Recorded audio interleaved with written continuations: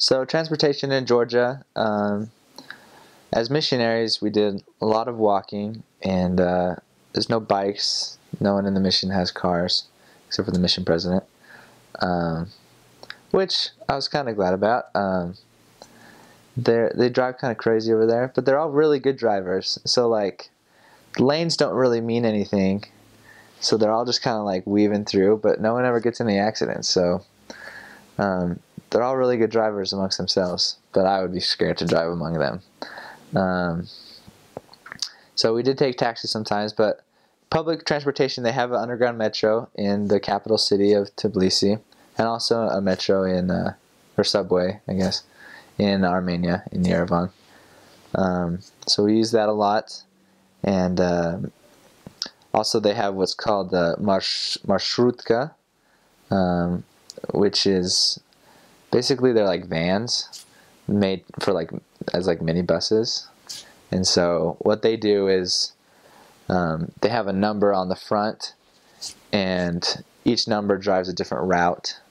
So they just follow a certain route throughout the city, and you just flag them down somewhere on that route, and then you tell them to stop whenever you're at where you want them to stop. And so they don't stop at certain points. They just drive their route, and you get on and off whenever you want. And they also have buses. Crime and safety. For the most part, I think Georgia is a very safe place for tourists. They love foreigners. They really love Americans. For the most part, I was their best friend until they found out I was preaching religion. But even afterwards, they're very religious, tolerant people. There's a lot of Muslims that live in Georgia, a lot of different religions. For the most part, they're very tolerant of other religions. Maybe not so much about trying to convert them to other religions, because they really hold to their traditions. But for the most part, it's very safe. There was rarely ever that I felt in danger or scared. For being a very large city, that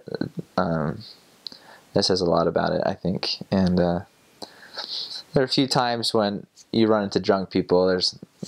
They like drinking over there, and there's a lot of drunk people on the street sometimes, and so sometimes they get very emotional or angry, but they're usually pretty easy to run away from, because they're really drunk.